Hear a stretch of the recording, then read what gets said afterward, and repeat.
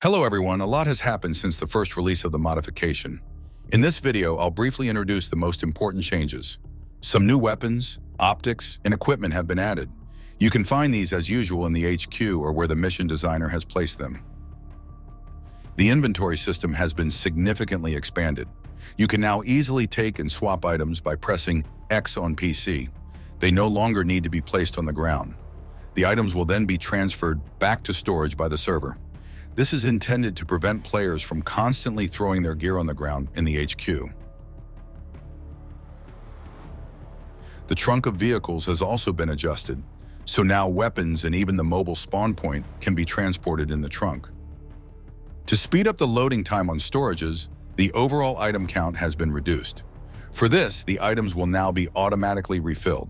For example, if there are no more magazines left for your weapon, wait a few seconds and the server will refill them. Every player has certain preferences about what they like and dislike.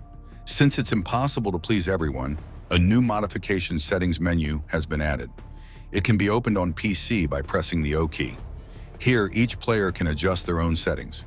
Please note that these settings are only saved on the PC, as modifications do not have write permissions on Xbox. Xbox players will need to reset their settings after a restart. A bug with hitboxes had slipped into the release version, causing bullets not to hit every time. This has now been fixed. At the same time, the penetration of SAPI plates has been adjusted so that more damage can now be inflicted with a 5.56 caliber weapon.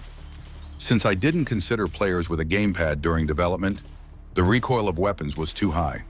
This has now been reduced for all weapons.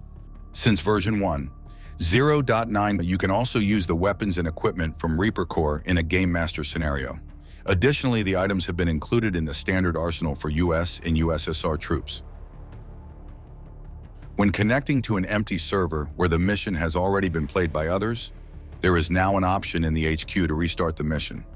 If multiple players are on the server, 90% of the players must vote for a restart.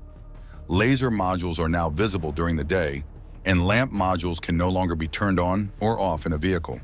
If multiple optics are used on a weapon together with a night vision device, the optics that are compatible with the NVGs will now be automatically activated.